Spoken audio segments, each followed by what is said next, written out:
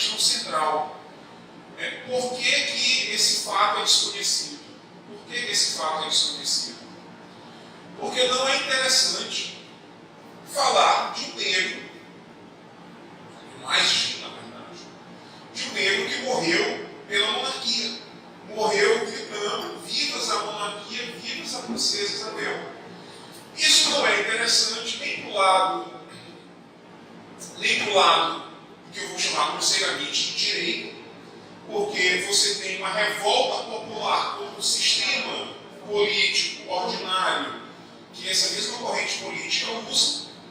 E por outro lado, também não é interessante falar desses fuzilamentos pela esquerda. Por quê? Obviamente que o movimento negro, a esquerda em geral, vai rejeitar. Nobre confrade, se eu quiser tomar aqui um assento na primeira fila, eu agradeço. Pode passar por aqui mesmo. Então também não é interessante para as esquerdas falarem disso, porque você tem um negro morrendo por uma princesa, morrendo pela monarquia, quando eles têm outro herói que é os Unidos Palmares. Só cuidado. Eu sinto o senhor aqui no trabalho, já comentar. A presença do nosso confrade do Instituto Histórico e Geográfico do Maranhão, o historiador Leopoldo Gil. Tem notícias sobre a guarda dele em São Luís. Certo. Então, muito bem. Então, os fuzilamentos do dia 17, têm inimigos dos dois lados, tanto da esquerda quanto da direita, se nós formos falar da luta política contemporânea. A ninguém é interessante falar de negros que morreram dando vivas à princesa Isabel e vivas à monarquia. Isso está narrado lá no Busto de Abrantes, eu vou ler. Vocês têm aí à disposição o mesmo texto que eu tenho aqui, que é uma narrativa para vocês lerem em casa mesmo, porque obviamente eu não vou poder falar de tudo que está aqui. Então, depois vocês podem em casa, tem as referências também, e aí podem discutir. Tá? Então, muito bem. Nós já começamos agora, com um pouquinho de atraso, mas começamos. 17 de novembro, o povo contra a República. Este símbolo República, o que nós imaginamos como República? O que nós imaginamos como República? Um sistema de governo que permite às pessoas controlar o próprio governo. Eu elejo um representante, eu controlo o Estado dentro da República. Na monarquia eu não controlo o Estado. Essa é a ideia corrente sobre República. E a ideia corrente também, e eu não preciso nem falar muito a respeito, os meus amigos monarquistas e eu mesmo padecemos disso, quando nós falamos de monarquia no Facebook, alguém aparece lá: ah, mas vocês querem a volta da monarquia, então vocês querem também a volta da escravidão. Então a ideia de associar monarquia com escravidão nos parece muito clara. Mas para essas pessoas que morreram no dia 17 é exatamente o oposto. A monarquia era abolicionista. A monarquia havia posto fim à escravidão. E a república era vista como escravocrata. E eu vou explicar por quê. E essa, para mim, é uma das explicações mais plausíveis para a revolta do dia 17 de novembro. Um imaginário político popular que via nas figuras da república a possibilidade de retorno da escravidão. Pois bem, eu começo aqui o meu texto exatamente com uma citação trazida pelo nosso confrade lá do IHGM, Dr. Leopoldo, que, citando o desembargador Wilson Coutinho, está lá no item 1.2, diz que o estopim da revolta foi uma conferência de Paula Duarte. Eu vou pedir que vocês gravem esse nome, Paula Duarte, depois eu vou voltar a ele para encerrar a matéria. Então, Paula Duarte, redator do jornal o Globo. Então, o estopim da revolta tinha começado ainda pela manhã, no dia 17, e eu começo, ao que parece, uma conferência na Câmara Municipal, que seria proferida por Paula Duarte, que falaria sobre o novo regime, doutrinando sobre matéria republicana. O povo da cidade fora convidado através de comunicação do Dr. Savala. Grossa multidão, formada em sua maioria por pardos e ex-escravos, se acercou da redação do jornal de Paula Duarte. Em atitude hostil, haja vista a gritaria, algazarra, berreios próprios a esse tipo de manifestação. Pessoas gradas intervieram pedindo aos manifestantes que dissolvessem o aparato popular, enquanto Paula Duarte aguarda o prédio da sua tipografia, dali não pôde se retirar, expondo-se, consequentemente, a hora marcada para que pronunciasse a sua conferência. O grupo, cada vez mais reforçado e sempre com maior alarido, retirou-se da frente da redação do Jornal do Globo, passando a percorrer as ruas de São Luís, dando vivas à monarquia. Então, o que acontece? Primeira coisa, Paula Duarte. Paula Duarte é redator de uma folha chamada Globo. Essa folha está lá na Hemeroteca Digital. Não sei se vocês já pesquisaram, a Hemeroteca Digital é um acervo da Biblioteca Nacional que está digitalizado, os jornais. Então, facilmente encontrável. O jornal Globo, pelo que está digitalizado lá na Hemeroteca Digital, começou a circular no início de 1889 e parou exatamente em novembro de 1889, ou seja, no mesmo ano. Ele para quando a República assume o poder. Bom, isso aparece em seguida, pelo menos não tem mais nenhum número depois de 89. Bom, então a revolta começa com a marcação de uma conferência do senhor Paulo Duarte, que rodava esse jornal Globo. Ele falaria na Câmara Municipal sobre o movimento republicano. Por que ele falaria? Porque é no dia 17 que chega a notícia que eu vou chamar de golpe no Rio de Janeiro. Então, chega por telegrama e é empossado o governo provisório no dia 17. Então, todos já estão cientes da ascensão do governo republicano, da queda da monarquia. Então, assim, Paulo Duarte está lá em seu jornal. As pessoas vão para o jornal de Paulo Duarte, por quê? Porque identificam como cabeça do movimento republicano. Afinal de contas, ele tinha um jornal com essa finalidade. Então ele vai lá. Ele designa essa audiência e a primeira vitória do movimento de 17 de novembro, eu vou falar assim, a primeira vitória é impedir que o Paulo Duarte faça sua conferência. O jornal, a sede do jornal, as ruas do entorno são ocupadas e ele não faz a conferência. E o povo sai já comemorando, entre aspas, essa vitória, dando vivas à monarquia. Ou seja, como se a monarquia não chegasse em São Luís. Eu encontrei um jornal maçônico, também está lá na Hemeroteca. E eu digo jornal maçônico porque ele teve esse problema assim. Tem um símbolo da maçonaria, se tivesse bonito na capa do jornal. Que a turba, essa turba, veio do bairro do Desterro, descendo a 28 de julho e becos acessórios, dando vivas à princesa Isabel, vivas à monarquia e até mesmo ao Conde B, que me pareceu assim, uma coisa bem pitoresca, porque quem estuda essa época sabe que o Conde B esteve em São Luís, eu não me lembro agora o ano, se foi 88 ou 89, ele esteve em São Luís em campanha pelo terceiro reinado. E ele foi vaiado pelos estudantes do liceu.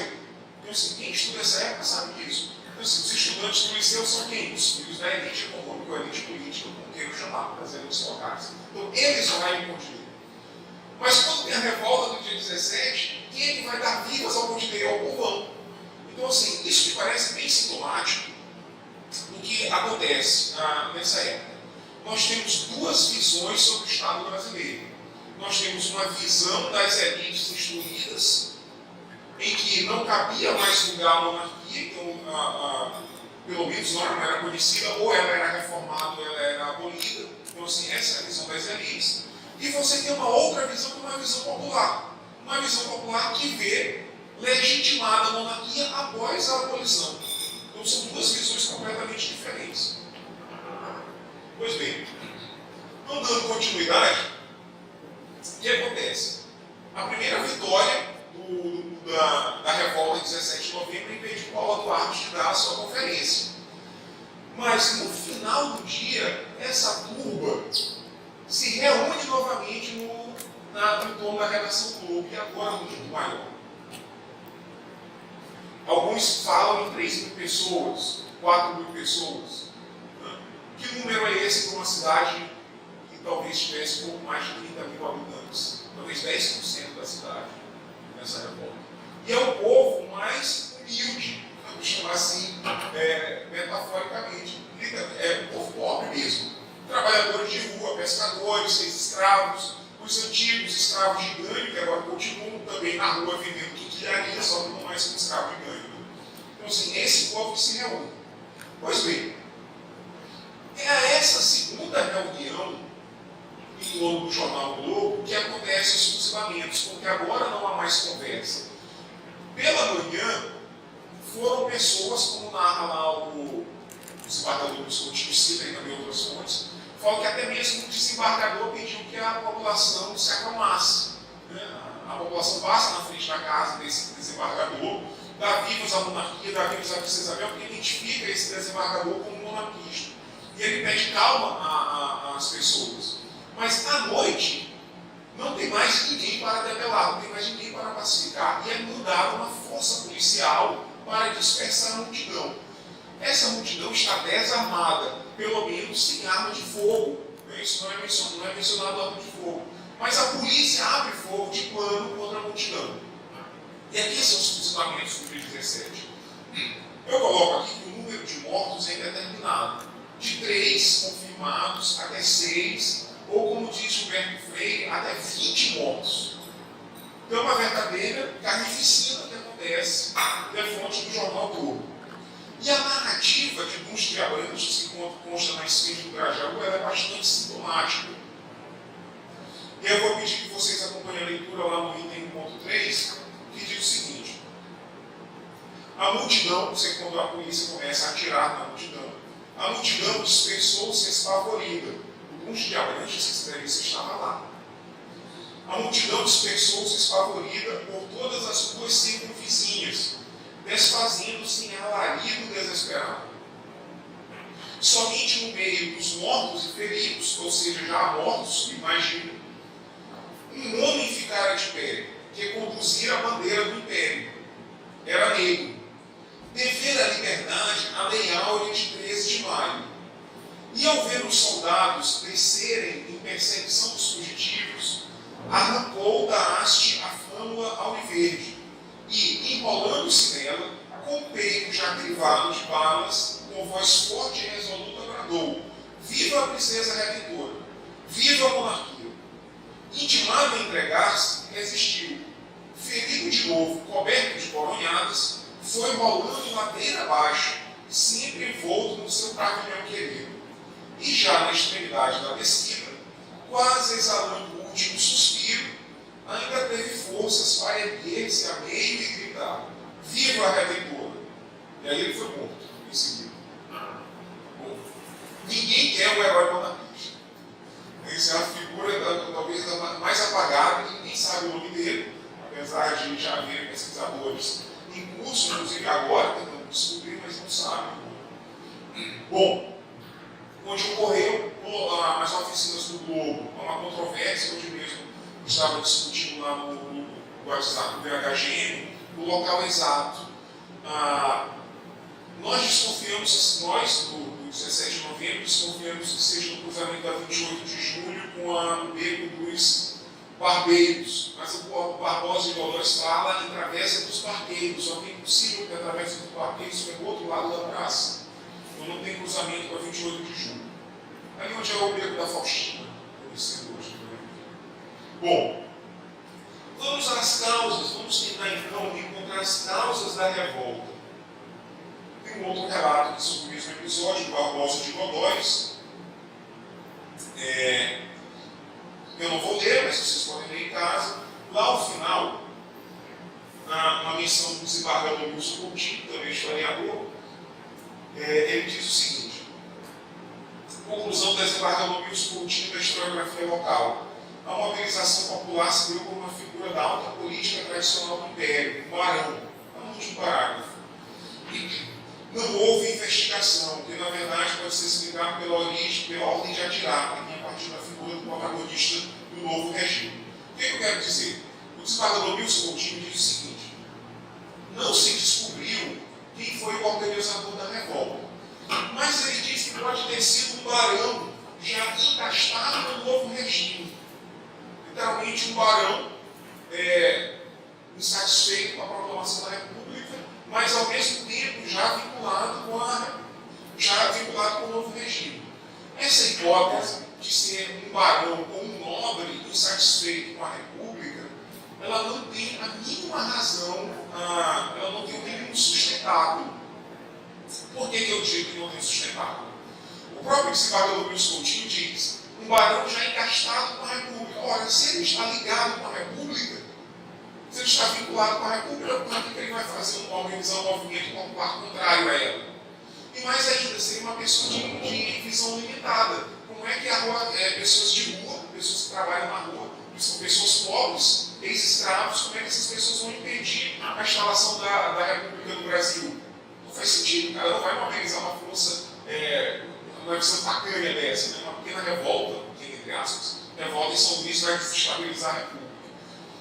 Por outro lado, o próprio Duque de Abranches diz o seguinte: quando chega a notícia da ascensão do governo militar republicano e da expulsão da família imperial, a expulsão no dia 17,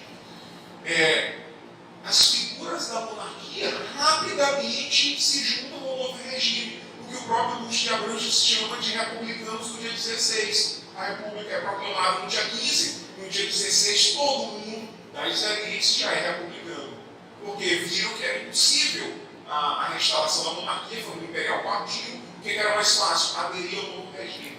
Inclusive eu comentei sobre isso na palestra que eu ministrei lá no IHGN, do livro Imperador no Exílio, que o conde de Afonso Celso narra os telegramas que chegavam para Dom Pedro II informando as novas adesões. Novas adesões são o quê? As novas vinculações de grandes figuras do Império à República. Então, assim, no seio das elites políticas, ninguém se indispôs diretamente contra o novo regime. Ao contrário, foi abraçar o regime. Então, uma viabilidade política mesmo. Assim, a monarquia não volta tão cedo. Eu preciso me candidatar, eu vou me candidatar, vou me ligar ao novo governo. Então, assim, essa é a circunstância oposta. Então, não faz sentido, essa é a primeira conclusão que eu quero pôr, não faz sentido atribuir uma revolta popular em São Luís do Maranhão a um nobre do Império, ou alguma liderança política da época. E se não foi uma liderança política, quem é que organizou isso? Se não foi uma liderança política, né? Nós já passamos aqui para a segunda página, onde há uma gravura. Já vou comentar sobre a legenda da gravura. Bom, também tem uma palestra que eu ministrei de HGM, dessa feita foi a última, sobre Euclides da Cunha. Eu até fiquei feliz que a FLIP, não sei se foi a FLIP, a última reunião literária, homenageou o próprio Euclides. Enfim, eu dei uma palestra sobre a visão de Brasil em Euclides da Cunha, lá no IHGM. E o Euclides da Cunha, ao analisar a visão política dos revoltosos em Canudos, ele demonstra um preconceito muito grande contra aquelas pessoas, contra a visão política daquelas pessoas, como se elas fossem incapazes de compreender o Brasil. E aí eu trago aqui essa visão, o próprio Euclides da Cunha diz. Vem aqui seria o segundo parágrafo aqui da página. Existe um certo preconceito também quanto ao fato de aceitar que os desinstruídos, são as pessoas humildes, que os desinstruídos possam se mobilizar politicamente de forma voluntária, especialmente a favor de sistemas ou indivíduos que as elites intelectuais identifiquem como conservadores, reacionários, retrógrados, etc. Bom, assim mesmo Euclides da Cunha nos Sermões, aqui é a fala de Euclides da Cunha. Ele falando do povo de Canudos. Mas não traduzia o mais pálido intuito político. O jagunço é tão inábito para aprender a forma republicana como a forma monárquico-constitucional. Ambas lhes são abstrações inacessíveis. É espontaneamente adversário de ambas. Então, o que é que o Euclides da Cunha está dizendo sobre o sertanejo, que ele chama de jagunço? O sertanejo é incapaz de ter uma visão política sofisticada. É isso que ele está dizendo. O sertanejo não é afeito à República porque ele é incapaz de compreender a República. Mas o sertanejo também é incapaz de compreender a monarquia constitucional. inconstitucional. Então ele é inimigo das duas coisas. A bem da verdade, o que eu percebo é um preconceito muito grande com relação às pessoas desinstruídas, como se elas não pudessem ter uma visão política. E eu trago isso para a revolta do dia 17 de novembro. Será que o povo de rua, pescadores, ex-escravos, vendedores, pedreiros, etc., essas pessoas são incapazes de ter uma visão política do Brasil? Essa é uma questão chave, porque ela vai responder a uma outra indagação. As pessoas pobres podem se mobilizar politicamente, porque se elas não conseguem compreender o que é a república, elas não conseguem compreender o que é a monarquia, objetivamente elas não vão poder se revoltar contra o sistema político. Elas não vão poder fazer escolhas políticas em última análise. Essa é a questão sensível. E aí, para responder essa questão, eu passo aqui para a gravura. Essa gravura aqui é de Ângelo Agostini, da revista Ilustrada, foi a principal revista de desenhos, etc. Bem aqui atrás dessa parede, no final da palestra, vocês podem olhar, tem duas gravuras da revista Ilustrada. Pois bem, o título dessa gravura é o seguinte: A Pátria repele os escravocratas. Nessa figura, nós temos a representação da República, que é a mulher com barrete, e ela é seguida por fazendeiros. E a República diz o seguinte: Não vos aproximeis de mim, vossas mãos, ainda tintas no sangue dos escravos, manchariam minhas vestes, retirai-vos, eu não vos quero. Por que a República diz isso aos fazendeiros? Porque os fazendeiros, se vocês perceberem, têm uma bandeira. Depois vocês podem procurar no Google e abrir a imagem com maior resolução. Nessa bandeira está escrito: abaixo a monarquia abolicionista, viva a república com indenização. Então, do que nós estamos falando? De um jogo bem claro. Nós temos uma monarquia que abole a escravidão depois de 88 e ela encontra legitimação popular por causa disso. E nós temos do outro lado republicanos que são fazendeiros e que são os escravocratas prejudicados com a própria abolição. O povo consegue ter esta visão. O povo consegue identificar assim, uma visão política bem objetiva. Como é que as pessoas humildes, a gente de rua, identifica a república com a escravidão? Ela identifica a partir das pessoas que falam em república. As pessoas que falam em república em 89 são ex-escravocratas. Não é preciso literatura para escolher entre monarquia e república. Você tem um que acabou com a escravidão, e eu era escravo, acabou com a escravidão. E você tem outro que fala em república e que fala em indenização, em rejeição da lei áurea, em inimizade contra quem me libertou. Então, essa é uma visão popular de Estado. Visão essa que eu achava que as pessoas humildes não poderiam ter. Mas é uma visão bem objetiva. Diogo, mas isso aqui é só uma gravura. Tem outra, na outra página, e tem um trenzinho aí. Também é do Ângelo Agostini. Isso aqui é só um trecho de uma gravura bem maior, a gravura é grande. E ela diz assim: o título da gravura é O Trem da Lei Áurea. Esse trem ele é pilotado pela princesa Isabel, está a carinha dela aqui. O outro maquinista é o João Alfredo, que era o ministro que encampou a abolição. Eu não identifiquei quem é o velhinho barbudo aqui ao lado. Mas na frente do trem tem escrito Ministério de 10 de Março.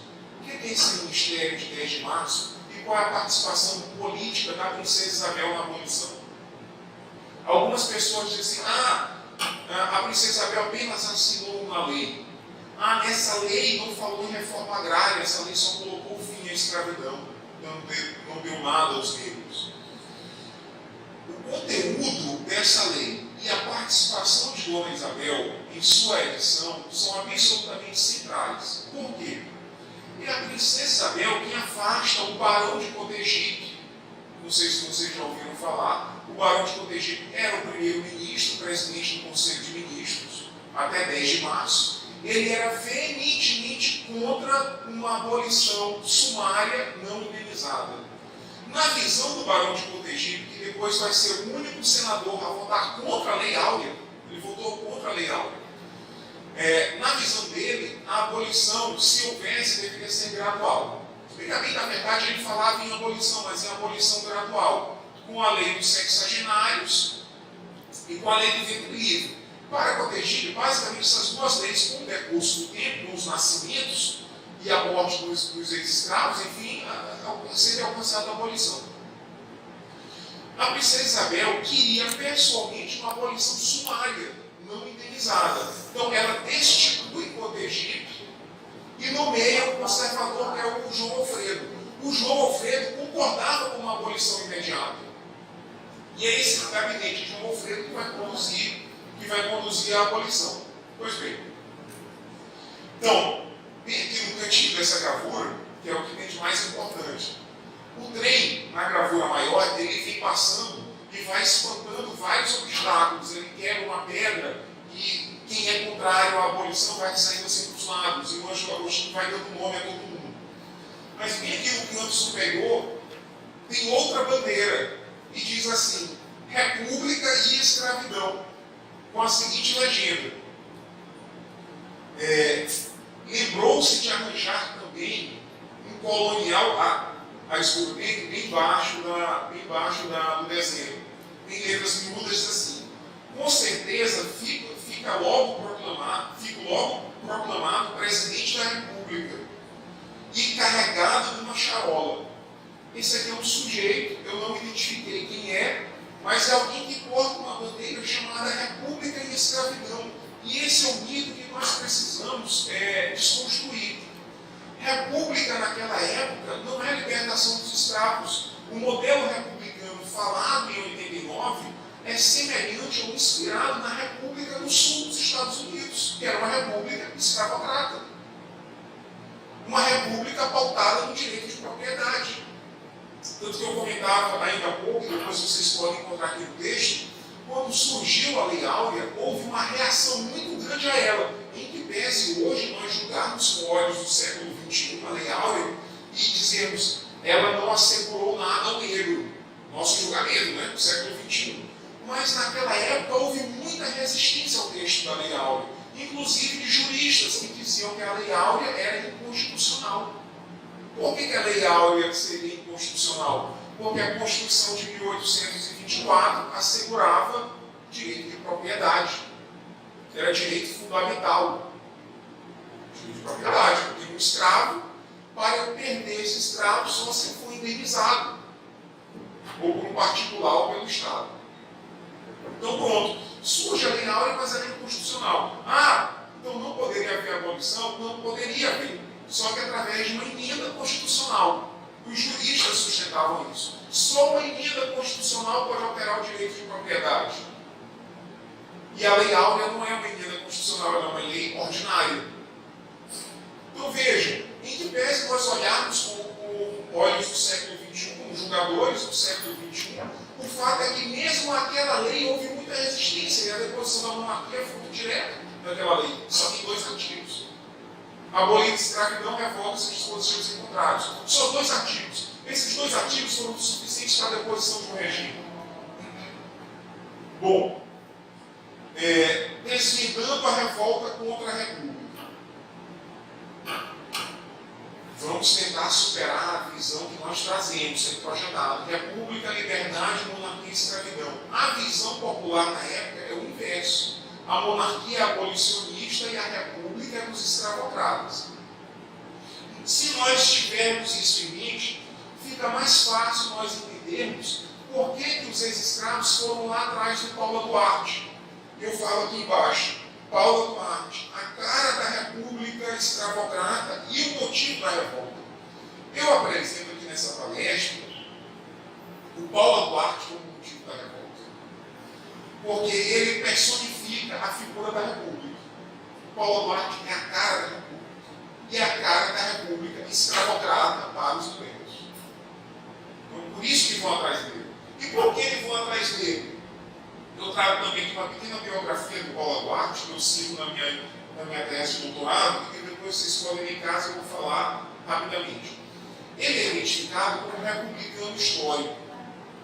Mas como é que o Paulo Duarte se torna republicano? Por um fator muito simples: Dom Pedro II e o poder moderador. O Paulo Duarte havia sido eleito deputado geral, o equivalente hoje ao deputado federal, deputado geral da Assembleia do Império. O que acontece? Em 1862, estava lá o senhor Paulo Duarte no exercício de seu mandato como deputado, quando, por questões que eu não vou adentrar aqui no mérito, o senhor Dom Pedro II dissolve o Congresso do exercício do poder moderador. Essa dissolução vai fomentar, inclusive, depois um livro chamado Poder Moderador, que foi escrito pelo... Estou com a imagem dele agora, mas me fugiu o nome. Góes de Vasconcelos. Zacarias de Góes de Vasconcelos, que era o primeiro ministro que foi deposto, inclusive por causa de uma intransigência dele. Então, uma intransigência política do Zacarias de Góes de Vasconcelos redunda na demissão do ministério e convocação de novas eleições. O Paulo Duarte ficou fundo da vida com o Império, porque ele perde o mandato, se candidata novamente em seguida, mas ele não ganha as eleições, ele perde. E ele se candidatou de novo e perdeu de novo, ele nunca mais se tornou deputado. Então, a partir da dissolução, lá daquela dissolução que vai gerar o livro do Poder Moderador, o Paulo Duarte se torna republicano, ou seja, 1860. Ele, então, é identificado como republicano histórico por causa disso. Porque ele passa a falar de república, por não ter conseguido mais se eleger. Mas quem é Paulo Duarte? Paulo Duarte é filho de um grande magistrado do Império, Viriato Bandeira Duarte. Eu falo bem aqui também. Era filho de Viriato Bandeira Duarte. E, puxando pela genealogia do Paulo Duarte, sua família é cheia de barões. Há vários nobres imperiais em sua família, eles são parentes próximos, até mesmo sua esposa é oriunda da família Belfort, ele mesmo é Belfort, uns casamentos entre parentes naquela época, isso era bastante comum. Então, ele vem da alta elite local, mas vinculado ao Império. Curiosamente, este republicano, Paulo Duarte, ele foi advogado da baronesa de Grajaú. Eu não sei se vocês conhecem o caso da baronesa de Grajaú, que esposa do barão de Grajaú, que era o principal líder político do Partido Liberal na província do Maranhão. Ela era uma mulher que eu acho que hoje era uma psicopata. Se eu for tomar pelo conceito moderno, era uma mulher que castigava voluntariamente seus escravos. O castigo contra os escravos, claro, é obviamente uma coisa absurda, sem qualquer motivo aparente. Então, o fulano está passando na frente, ela não gostava da fisionomia do sujeito e mandava castigá-lo. E ela matou uma criança, filho de escravos, uma criança de aproximadamente 8 anos, com tesouradas na barriga. Dizem a outros historiadores que buscam uma razão para esse assassinato. Primeiro, uma psicopata. E o que acontece? Ela é levada a júri popular pelo hoje patrono do Ministério Público, o Celso Magalhães. E o advogado dela é o senhor republicano Paulo Duarte. Então, por que eu estou falando isso? Porque essa história ficou amplamente conhecida em São Luís. O próprio Celso Magalhães foi perseguido, foi demitido do Ministério Público por ter processado uma baronesa. Ela vira baronesa depois, né? Mas já era uma figura ilustre da elite política. Mas, bom, por que eu estou falando isso? Porque o povo, os escravos, os ex-escravos, a população humilde vê que o republicano está defendendo uma assassina de escravos. O republicano vem de uma família de escravocratas. Este sujeito está falando de república.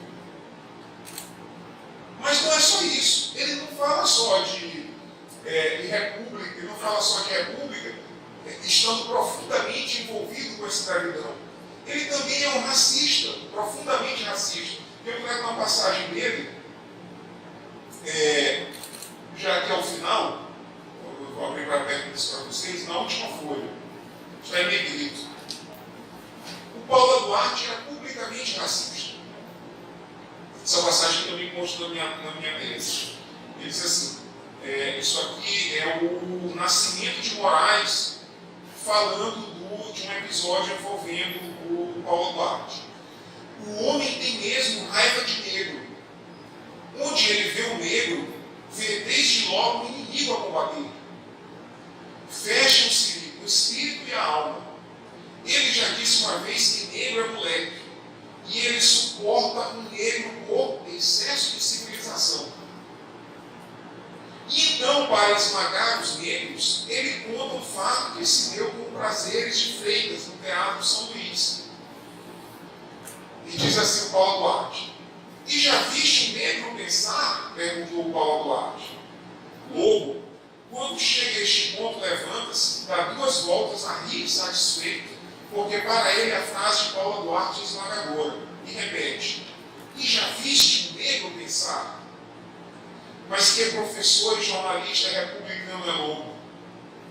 Bom, eu falo aqui também uma passagem do Chia Branches sobre casamentos, em que ele diz que as famílias, para casar suas filhas, procuravam até a 5ª geração do pretendente para saber se encontrava o cabra.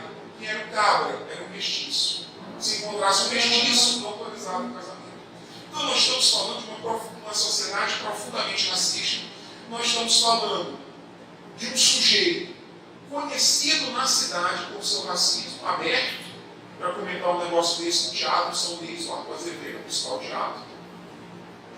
Um sujeito que defendeu a baronesa de Grajaú, um notório caso em que ela mata um escravinho, mata de forma cruel, e um sujeito que vem das elites morais escravocratas. É esse sujeito que está falando de república. E pasmem, é este sujeito que vai compor os quadros do governo provisório. Eu também comento aqui, vocês vão ler depois. Ele foi chamado a compor o governo provisório republicano. Então o que acontece? As pessoas que estão na rua, quando viram que era o senhor Paulo Duarte que estava encabeçando o movimento republicano, pelo amor de Deus, não é difícil. É um escravocrata. As pessoas se dirigem para o jornal dele para empastelar a redação e possivelmente até mesmo linchá-lo. E são essas figuras que falam de república. Então não é preciso literatura, não é preciso estudar o princípio republicano, não é preciso estudar a monarquia constitucional. O povo da rua viu o quê? Nós temos uma princesa redentora que pôs fim, que encabeçou um movimento abolicionista, que pôs fim à escravidão, e de outra figura nós temos um indivíduo que fala de república, mas que é um escravocrata, advogado de assassino de escravos. Um sujeito racista. É por isso que as pessoas vão, pelo menos na minha visão, caçar com Paulo Duarte e terminam mortas por uma força policial. Então, basicamente essa é a minha ideia. Existe uma revolta popular, só para a conclusão, a guisa de conclusão, nós temos uma revolta popular despertada contra um indivíduo conhecidamente escravocrata. Eu trouxe aqui, conversando com o Bruno de Cerqueira, que é nosso sócio correspondente do Estudo Histórico, que ele está lançando o livro Alegrias e Tristezas. Ele colocou aqui uma cronologia bastante interessante, que eu vou me permitir ler para vocês. Cronologia aqui do dia 17. Os fatos são todos aqui do dia 17.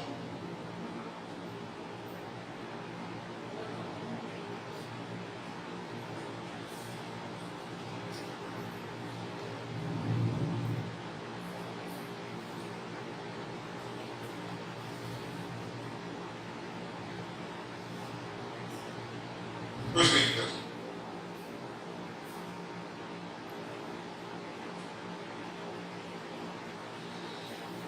Às 11 horas da manhã, em São Luís, chegam os telegramas do Rio de Janeiro. O tenente-coronel João Luís Tavares Torres, comandante do 5º Batalhão, assume o governo provisório da província, em nome do membro do Partido Republicano, o desembargador Tito Augusto Pereira de Matos, concunhado do Visconde de Ouro Preto. Numerosos cidadãos negros se dirigem à redação do jornal O Globo, propriedade do jornalista e chefe do Partido Republicano local, Francisco de Paula Belfort Duarte, para declarar que não aceitariam a República. 16 horas. 11 praças são enviados ao Globo, a fim de garantir a ordem. Ao cair da noite, dá-se imensa confusão e chegam mais de centenas de libertos. Segundo Viriato Correia, abre aspas, tinha-se a impressão de que todos os negros da cidade ali estavam conglobados, fecha aspas. Os negros gritavam, viva a princesa redentora e morram os bandidos.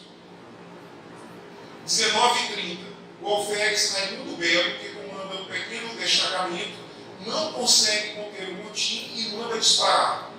Segundo Correia, tomam 3 dos revoltosos e ficam feridos 3 soldados.